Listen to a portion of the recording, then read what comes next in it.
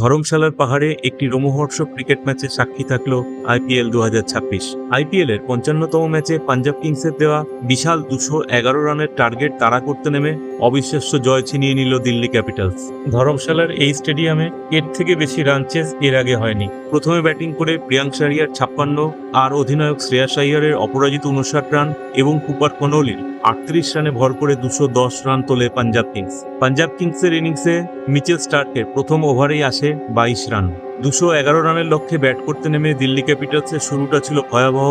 মাত্র 33 রানে 3 উইকেট হারিয়ে এক প্রকার ধুঁকছিল দিল্লি ক্যাপিটালস, কিন্তু অধিনায়ক অক্ষর প্যাটেলের 56 আর ডেভিড মিলারের 51 রানে দুর্ধর্ষ কাউন্টার অ্যাটাক দিল্লিকে ম্যাচে ফেরায়। ইনিংসের শেষ দিকে আশুতোষ শর্মার 24 আর মাধব তিওয়ারির 18 রানের ক্যামিওতে 1 ওভার বাকি থাকতেই জয় নিশ্চিত করে দিল্লি। পাঞ্জাবের হয়ে অর্শদীপ সিং দুর্দান্ত বোলিং করলেও দলের হার আটকাতে পারেননি। এই জয়ের ফলে দিল্লি প্লে অফের লড়াইয়ে টিকে থাকলো আর পাঞ্জাব হারল টানা 4র্থ ম্যাচ।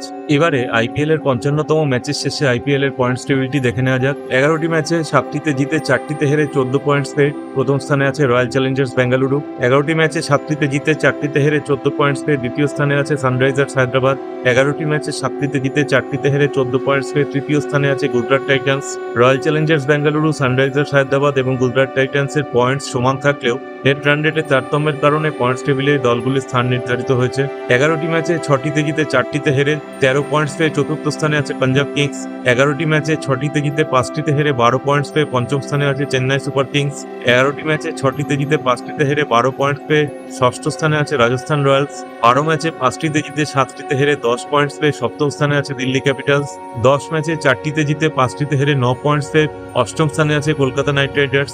11টি ম্যাচে 3টিতে জিতে 8টিতে হেরে 6 পয়েন্টস পেয়ে নবম স্থানে আছে মুম্বাই ইন্ডিয়ান্স। 11টি ম্যাচে 3টিতে জিতে 8টিতে হেরে 6 পয়েন্টস পেয়ে দশম স্থানে আছে লখনৌ সুপার জায়ান্টস। এবারের আইপিএলে মুম্বাই ইন্ডিয়ান্স এবং লখনৌ সুপার জায়ান্টসের প্লে অফে যাওয়ার আর সম্ভাবনা নেই।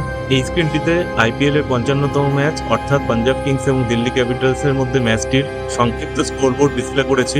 এই ম্যাচে অলরাউন্ড পারফরম্যান্সের জন্য প্লেয়ার অফ দ্য ম্যাচ নির্বাচিত হয়েছেন মাধব তিওয়ারি। আপনার কি মনে হয়, দিল্লি কি পারবে প্লে অফে কোয়ালিফাই করতে? মতামত কমেন্টে জানান।